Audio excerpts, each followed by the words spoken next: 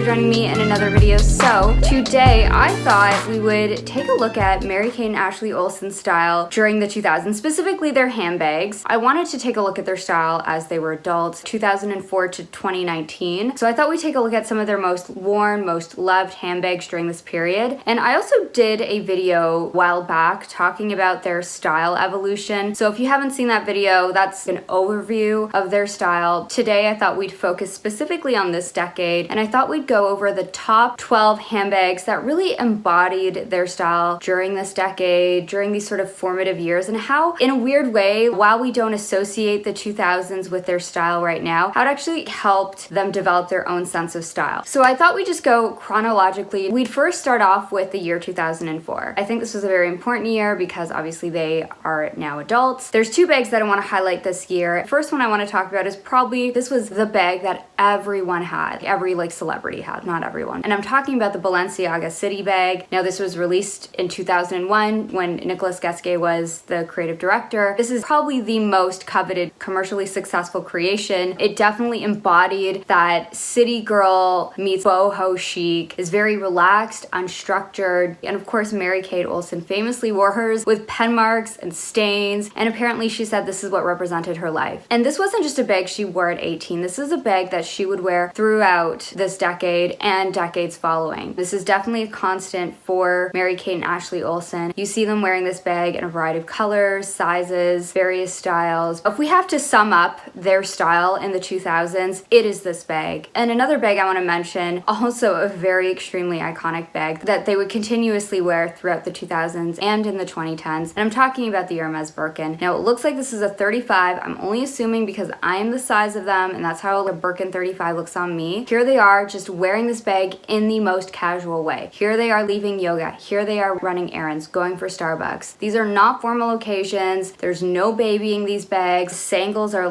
almost at the very edge of the bag. They're really maximizing the space. Really, this is them treating their bags just how Jane Birkin did. So now let's go into the year 2005 and let's talk about the YSL Mombasa bag. This was a Tom Ford for YSL era creation, and according to Tom Ford, this is what he said: "What bamboo is to Gucci, the horn is now to YSL." This was named after an East African seaport in the Kenyan coastline. And I think that's kind of a bold statement because when you think about it, YSL is really not that type of brand it is today. I really think some of Tom Ford's stuff at YSL is very underrated. I know it didn't really go down too well with Yves Saint Laurent himself. Apparently the Mombasa bag and the Mombasa line generated something like $90 million in revenue. It was like 26% of the brand's total earnings for that year. But here we have Mary-Kate Olsen wearing the Mombasa bag. It would be very interesting to see if they revisit the style, considering Bottega Veneta sardine bag. There's definitely an inspiration taken from Tom Ford with that bag. Clearly it was a huge success back in the day. Maybe the time's ripe for this bag to come now with all of the hobo bags that have been launching. Speaking of Bottega Veneta and continuing on with the hobo train, here we have this Bottega Veneta hobo in this olive green color. So this was when Thomas Mayer was the creative director. I know we always talk about Daniel Lee, and we always talk about now Matthew Blazy, like the very recent creative directors, but Thomas Mayer was really the one that wanted to emphasize the artisanal aspect of Bottega Veneta. He said this: "The Italian artisan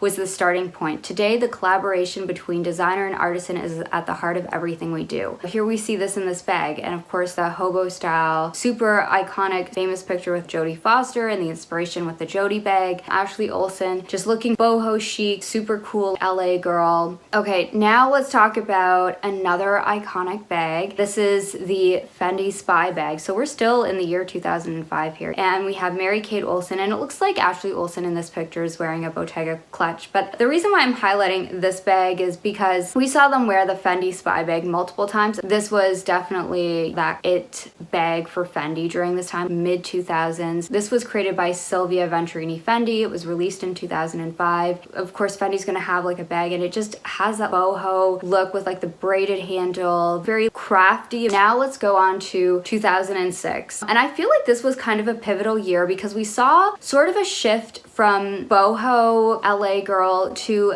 I want to say something that was a little bit more, it was kind of that indie hipster style that we would start to see, was sort of like a reflection of some of the music that was going on at the time. One bag that is a little bit different than a lot of the other bags that we're seeing in that it is more structured. It's not these slouchy, floppy, bohemian styles. And I'm talking about this Chanel Red Jumbo Classic Flap. Now here we have Mary-Kate Olsen. I think Mary-Kate Olsen seems to really like the color red. She wears this color quite heavily. This is more of a classic style. With a lot of the previous bags, minus the Birkin, a lot of the other bags were pretty much bags that were it bags that were newly released, like the Balenciaga City bag, ISL Mombasa, the Fendi Spy bag. It's just a little bit different than what we're seeing, but I think it also goes with what we're seeing their style transition to. Another bag that they wore, and I can only imagine this bag is so insanely expensive. This is the Fendi Twins bag, and it's in a croc material, and of course the Olsen twins, they love their crocs. I also think, you know, with other bags that we'll see this year, them going for the exotics. These girls were really passionate about fashion. They had recently just started their fashion line. Now, it wasn't to the same scale and scope that we understand the Row to be today, but they had just started the Row as sort of like this brand where they created what they would describe as perfect basics. Them embracing the exotics, the very expensive materials, was very much a part of their style, like the big furry coats. They would wear very luxurious materials, furs, and that would continue on into the 2010s. We would see them do that quite heavily, as well as in their own brand. Another bag that I want to highlight is the Hermes Constance, and again, also like shout out to the Lady Dior here. They're at a Dior show for this. But then here we have Ashley Olsen also riding a bicycle. Again, them just treating Hermes bags like they're just ordinary bags. Like there is no preciousness with these bags. The way they treated their Hermes bags, definitely triggering to a lot of handbag lovers. So now let's talk about the year 2007. Here they are wearing the Givenchy Nightingale bag. To me, this is Givenchy's response to all the other bags that we were seeing during this time. This to me feels a little bit more grown up though. Like there's something slightly a little bit more sophisticated about this bag. It has more of this classic modern look, but still feels very slouchy, still very appropriate for the time. Another bag I just have to highlight, just due to the amount of pictures I have seen of this bag, I just have to highlight it because it just stands out like a sore thumb, and I'm talking about the Prada Fringe bag. This is the literal embodiment of that bohemian style. It doesn't really get any more boho than this. It's definitely one of those in-your-face bags. It's kind of messy, it's kind of all over the place. It probably gets tangled up, probably not the most practical bag. So now let's talk about 2008. I cannot talk about the late 2000s without talking about the Hermes Beat Up Kelly. I did a whole video just talking about this beat up bag obsession, so if you want to see that video where I kind of delve into it, here they are in 2008 wearing this Beat Up Kelly. This isn't them just taking newly acquired Birkin bag and treating it like a gym bag or a bag they go to yoga class in. This is definitely not a style for everyone. When you look at the track record of the Olsen twins, this is very much in line with how they would dress, what is very much their style, just enjoying the bag for what it is. And the final bag I want to talk about, and I think also kind of signals stylistic shift here, much like the Chanel Classic Flap did,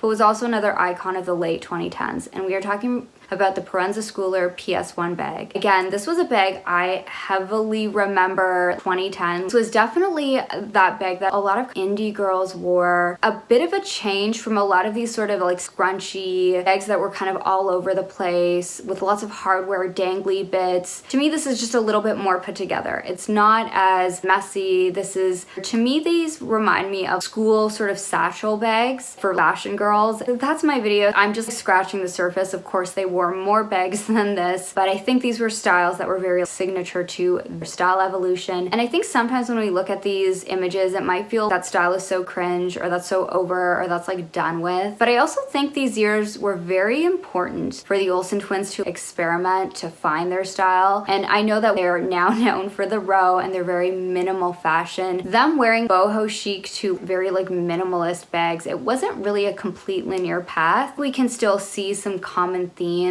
Their love for slouchy, carefree, exotics, bags that can be both worn for the red carpet / airport looks. It was very important that they had these experimental years. And I think in the 2010s, maybe I should do a video on this topic, but in the 2010s, their love for fashion was even further explored with more avant-garde brands. Anyways, that's my video. I would love to know, did you have a favorite bag from this era? Let me know in the comments, and thank you so much for joining me in another one, and I hope